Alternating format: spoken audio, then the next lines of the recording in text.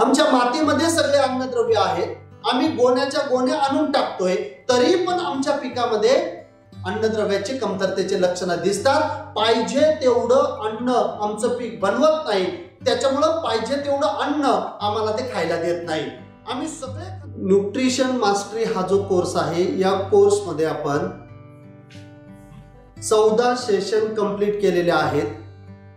14 session पैकी जेवढे session तुम्ही लाईव्ह केलेले आहेत तो सिलेबस तुमचा झाला। उरलेले जे काही सगळे आहेत ते सगळे ॲग्री अकॅडमी ऍप्लिकेशन मध्ये टाकलेले आहेत। ते सर्व बघितल्याशिवाय पुढचे सेशन अटेंड करू नका। तुम्हाला 8 दिवस मिळत आहेत। त्या 8 दिवसामध्ये जेवढे सेशन तुम्हाला बघता येतील, जेवढे सेशन तुम्हाला तुमच्या कुटुंबाबरोबर बघता येतील, तेवढं तुमच्या शेतीमध्ये परिवर्तन होणार आहे। आणि जे काही आपण आपलं स्वतःचं अन्न स्वतः तयार करतो, हा जो व्हिडिओ आहे हा वारंवार बघा। आणि आता उन्हाळा आहे, शेणखत टाकायचं आहे, मातीत मिक्स करायचं आहे, पाणी देऊन ती जमीन ओली करून घ्यायची आहे, तिथे ताक किंवा ढेंचा तुम्हाला पेरायचं आहे आणि पाऊस पडण्यापूर्वी आपल्याला त्याला मातीमध्ये गाडायचं आहे। आज जे आपण बोलणार आहोत ते सेंद्रिय कर्बावरती बोलणार आहे। आणि सेंद्रिय कर्ब जर तुम्हाला जमिनीमध्ये वाढवायचा असेल, तुमच्या मातीमध्ये जर तुम्हाला ह्युमस वाढवायचा असेल, तर तुम्हाला असेच पदार्थ त्या मातीमध्ये मिसळायचे आहेत की ज्यांना फुलाच्या पुढची अवस्था असेल। जर तुम्ही ताग किंवा ढेंचा चांगला वाढलेला दिसतोय, 4-4, 5-5 फुटाचा झालेला आहे, परंतु जर त्याला फुलं किंवा शेंगा आलेल्या नसतील तर त्यातून तुमचा ह्युमस तयार होणार नाही। आणि जरी झाला तरी तो तुम्हाला जास्त दिवस सहवास देणार नाहीये। म्हणून बारीक बारीक गोष्टी आहेत, पण त्या खूप महत्त्वाच्या आहेत। आपण कष्ट करतो, आपण खर्च करतो, पण ज्यावेळेस वेळ येते आपल्याला रिझल्ट येण्याची, त्यावेळेस आपल्याला रिझल्ट येत नाही। त्याचे हे कारण आहेत। मग आतापर्यंत आपण काय काय बघितलेलं आहे? सगळ्यात पहिलं आपण बघितलं होतं संतुलित अन्नद्रव्य व्यवस्थापन म्हणजे काय, हा आपण सगळ्यात पहिला मुद्दा बघितलेला होता की माझ्या पिकाला ज्या अन्नद्रव्याची ज्या प्रमाणात ज्या स्वरूपात गरज आहे त्याला उपलब्ध करून देणं ही माझी जबाबदारी आहे। हा सगळ्यात पहिला टॉपिक आपण घेतलेला होता। दुसरा जो टॉपिक होता तो म्हणजे आपल्या स्वतःच्या सेंद्रिय शेतीतून आपल्या स्वतःच्या कुटुंबासाठी अन्न कसं तयार करायचं। 5 गुंठ्याचं मॉडेल मी तुम्हाला दिलेलं होतं आणि माझ्याबरोबर तुम्हीही ते करा। माझ्या पद्धतीने मी आता जे कामं करतोय त्याचा व्हिडिओ मी करतोय आणि तो व्हिडिओ तुम्हाला ॲग्री अकॅडमी ऍप्लिकेशन मध्ये मिळणार आहे। सेम गोष्टी तुम्ही करायच्या, म्हणजे आपल्याला सगळ्यांना सेंद्रिय अन्न खायला मिळेल आणि आपल्या कुटुंबाचं पहिलं आरोग्य जे आहे ते आरोग्य आपल्याला चांगलं करता येईल। त्यानंतर तिसरी जी आहे ती पाहिली होती आपण मातीची सुपीकता। मग सुपीक माती कशाला म्हणायचं आहे आणि पीक स्वतःचं अन्न स्वतः कसं बनवतं, त्याच्यामध्ये आपण जे काही पीक आपण घेतो, जी काही वनस्पती आहे त्या वनस्पतीचं शरीरशास्त्र कसं काम करतं, पीक पाणी कसं पितं, त्या पाण्याबरोबर मिनरल न्यूट्रिएंट ज्याला आपण खनिज म्हणतो ते कसे जातात, पानामध्ये प्रकाश संश्लेषणाची क्रिया कशी तयार होते, प्रकाश संश्लेषण क्रियेमध्ये कार्बोहायड्रेट्स कसे तयार होतात, ते कार्बोहायड्रेट्स वनस्पती एनर्जी म्हणून कसं वापरतात, त्या एनर्जी मधून तुमच्या पिकामध्ये प्रोटीन, लिपिड्स, हार्मोन्स आणि एन्झाइम्स कसे तयार होतात, त्याच्यातून फूल तुम्हाला कसं मिळतं, फळ कसं बनतं, त्या फळामध्ये दाणे कसे बनतात, त्याला कलर कसा येतो, त्याला गोडी कशी येते, त्याची चकाकी कशी चांगली राहते, जे करून तुम्ही मार्केटला ते जर नेलं तर तुम्हाला जास्त पैसे मिळतील। अशा पद्धतीने वनस्पतीमध्ये स्वतःचं अन्न स्वतः कसं तयार केलं जातं आणि उरलेलं ज्याला आपण त्याची विष्ठा म्हणा, ती विष्ठा मुळावाट ते जमिनीमध्ये टाकतंय। मग तो विषय आपण बघितलेला होता। जमिनीतील सेंद्रिय कर्ब जर वाढवायचं असेल तर तुम्हाला सगळ्यात जास्त कॉन्सन्ट्रेशन करणं गरजेचं आहे प्रकाश संश्लेषण क्रियेवरती। जेवढी जास्त प्रकाश संश्लेषण क्रिया तेवढं जमिनीमध्ये असलेल्या जिवंत जीवाणूंना वेगवेगळे कार्बनचे मटेरियल मुळावाट सोडलं जाणार आहे. हे झालं त्यांच्यासाठी इन्स्टंट फूड. आणि नंतर ते पीक वाढणार आहे, त्याला पाला येणार आहे, त्याला फुलं येणार आहे, त्याला फळं येणार आहे, त्याला दाणे येणार आहे, दाणे आपण घेणार आणि उरलेलं जे मटेरियल आहे ते पुन्हा त्या जमिनीमध्ये त्या पिकाचे अवशेष म्हणून आपण टाकणार आहे. जेवढी जास्त प्रकाश संश्लेषण क्रिया तेवढे त्याचे अवशेष जास्त, आणि जेवढे अवशेष जास्त तेवढे सेंद्रिय पदार्थ आपण आपल्या मातीमध्ये टाकणार. आणि त्या सेंद्रिय पदार्थांना कुजल्यानंतर उरलेलं जे काही सगळं कार्बनचं मटेरियल आहे त्याला आपण ह्युमस म्हणतो. आणि माती चेक केल्यानंतर त्यालाच आपण सेंद्रिय कर्ब किती टक्के आहे त्याच्यामध्ये मोजतो.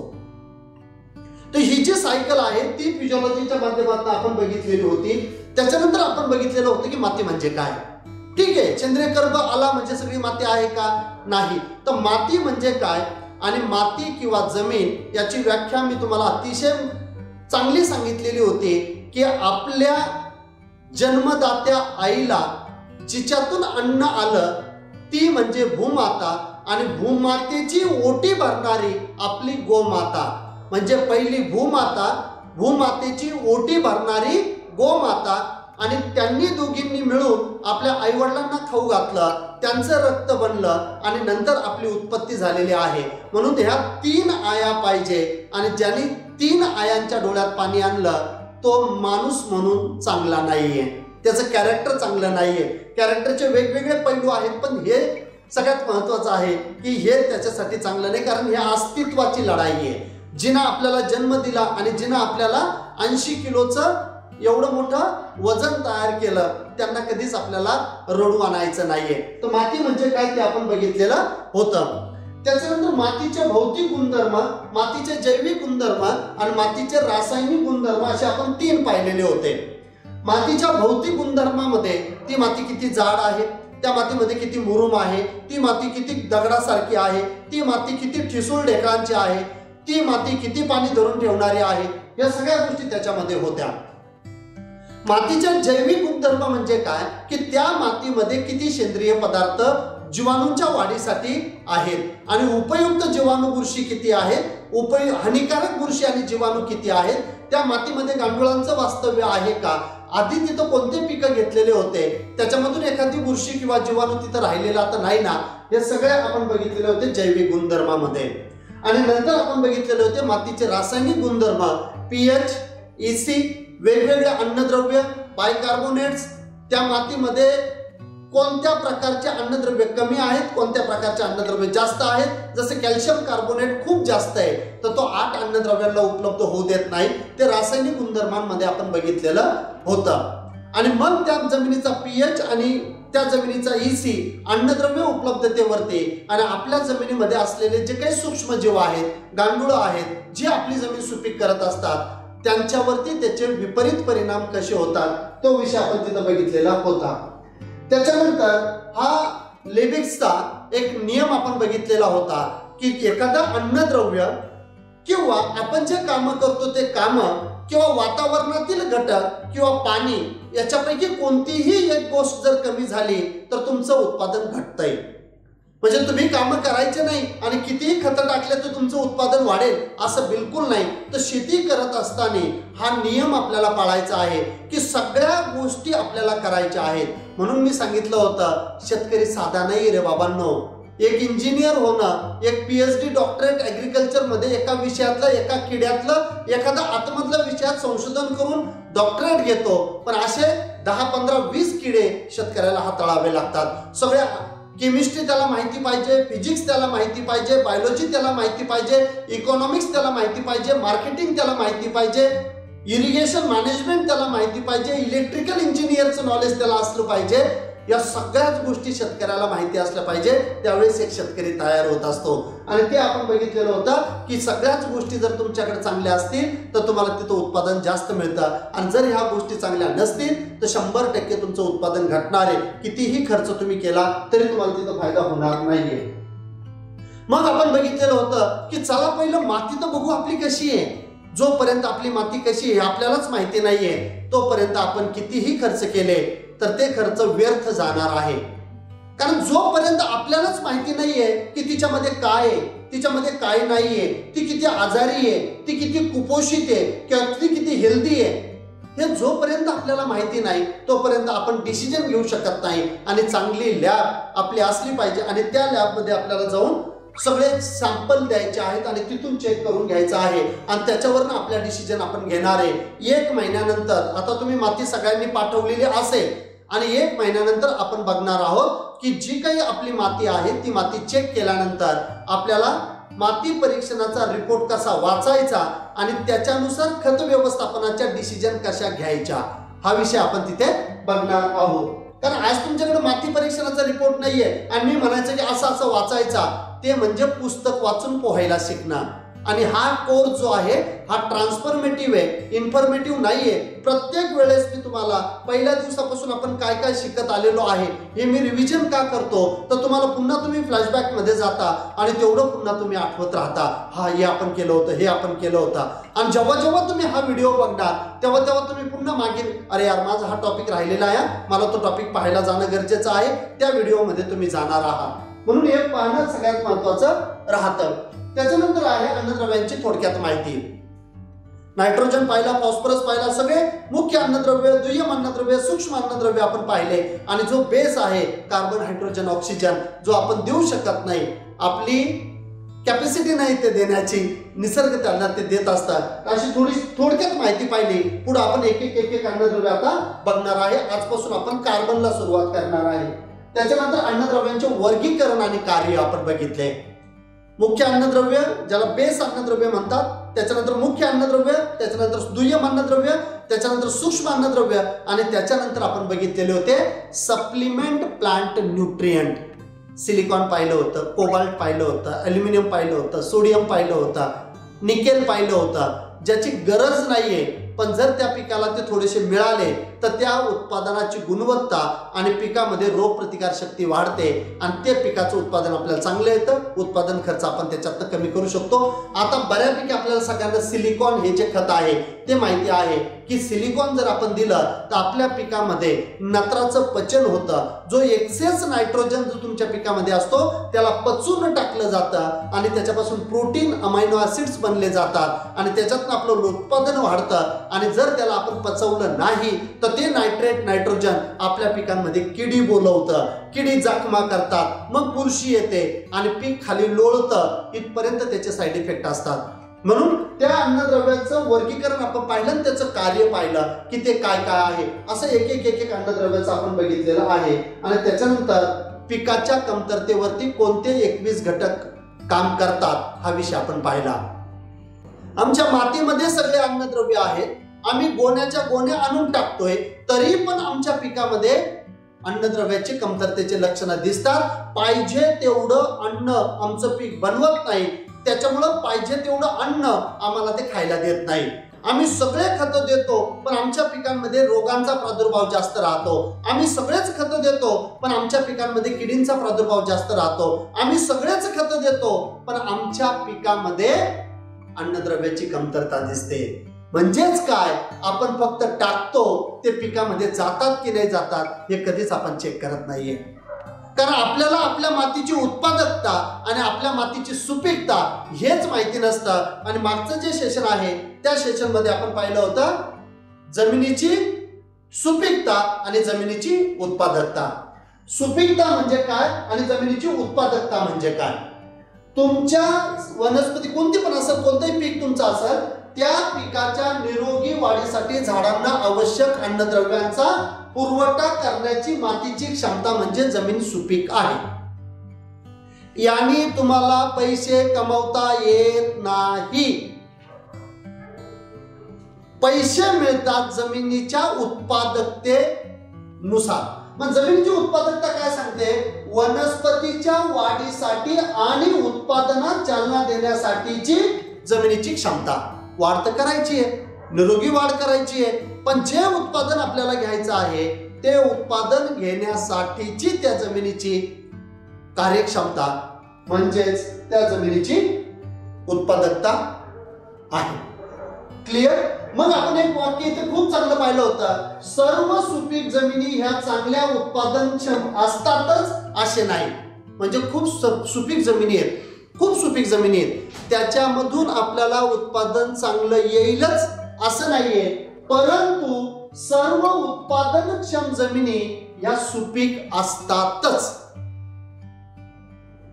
हे वाक्य आपण रिपीट करतोय, मुद्दामहून रिपीट करतोय आणि इथेच आपल्याला काम करायचं आहे. रासायनिक खतं आपल्याला द्यायचे आहे, विद्राव्य खतं आपल्याला द्यायचे आहेत, पाना वाटं सुद्धा आपल्याला अन्नद्रव्य व्यवस्थापन करायचं आहे.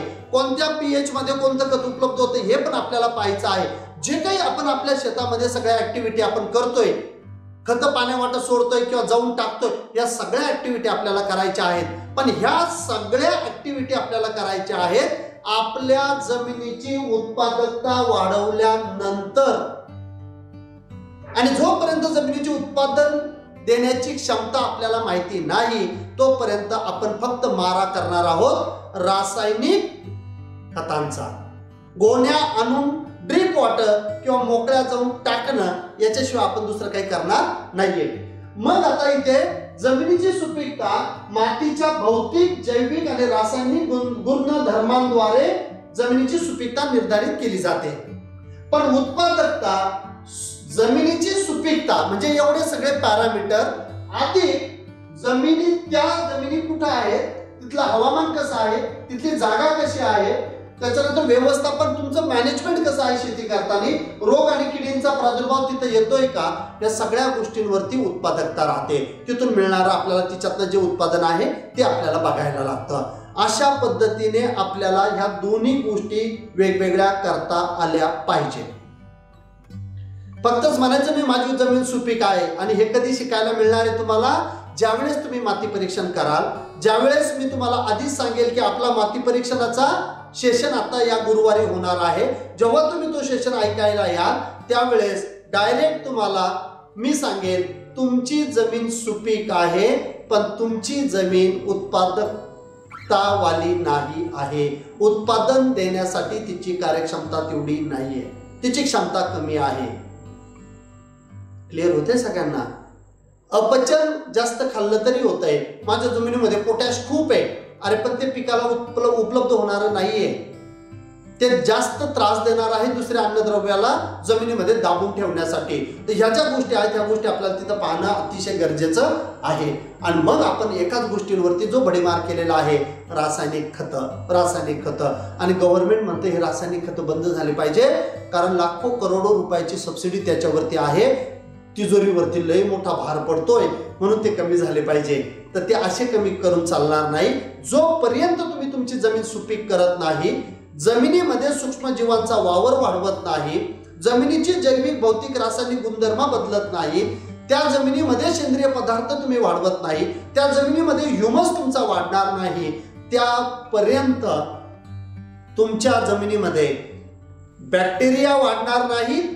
बॅक्टेरिया वाढल्या नाही तर बुरशी वाढणार नाही, बुरशी वाढल्या नाही तर प्रोटोझोआ वाढणार नाही, प्रोटोझोआ वाढल्या नाही तर सूत्रकृमी वाढणार नाही, आणि सूत्रकृमी वाढले नाही तर गांडूळ वाढणार नाही. आणि गांडूळ असणं म्हणजे पहिले चारही असणं, ज्याला मी उपयुक्त म्हणतो. हानिकारक जीवाणू किंवा हानिकारक बुरशी याच्या बाबतीत मी बोलत नाही, उपयुक्त. आणि मग गांडूळ दिसले की आपली जमीन सुपीक, आणि मग तुमच्या मातीमध्ये जी काही अन्नद्रव्य असतील ती अन्नद्रव्य ऑटोमॅटिकली तुमच्या पाण्यामध्ये विरघळणार आणि तुमच्या पिकाला लागणारे अतिशय कमी प्रमाणामध्ये ते मिळत राहणार. कारण 94 ते 96% अन्न निर्मिती तुमचं पीक करतंय प्रकाश संश्लेषण क्रियेमध्ये. आणि प्रकाश संश्लेषण क्रिया करण्यासाठी एक चांगलं पान लागतंय, आणि ते जे पान आहे ते तयार करतं उरलेले 5 मिनरल न्यूट्रिएंट्स. म्हणून सगळेचे सगळे जे पानं तुम्हाला कुठंतरी चार्ट मध्ये वरती याची डेफिशियन्सी, मधल्या पानावरती याची डेफिशियन्सी आणि खालच्या पानावरती याची डेफिशियन्सी असं बऱ्यापैकी दाखवलं जातं. का तर डेफिशियन्सी फक्त पानावरतीच का दिसतात, तर पानं बनवण्यासाठी या सगळ्या अन्नद्रव्यांची गरज असते, बाकी ठिकाणी पण असते, पण त्याचा जो प्रवास आहे तो प्रवास पानाद्वारेच तिकडे जातोय, पानाद्वारेच तिकडे जातोय. क्लिअर झालं सगळ्यांना? मग आता माती असावी तर कशी असावी ते आपण बघितलेलं होतं की ज्या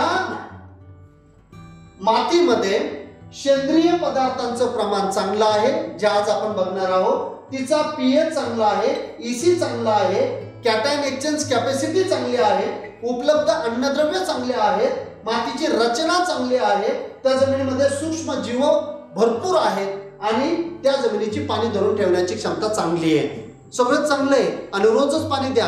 इलेक्ट्रिसिटी आहे का आपल्याकडं? तेवढी विजेची उपलब्धता आहे का? नाहीये. म्हणून ह्या सगळ्या गोष्टी तुमच्या मातीला चांगली माती म्हणून ठरवतायत. आणि हे ज्याला जमलं, एवढ्या 8 गोष्टी, त्या शेतकऱ्याला शेती अतिशय सोपी आहे. पण जो फक्त गोणे आणून टाकतोय, मग खतात जाऊन टाकत असेल किंवा ड्रीप वॉटर देत असेल, तिथं एवढा चांगला रिझल्ट येत नाही. आणि मग सगळ्यात महत्वाचा आणि ह्या युनिव्हर्सचा सगळ्यात महत्वाचा जो मुद्दा आहे तो म्हणजे सेंद्रिय कर्ब.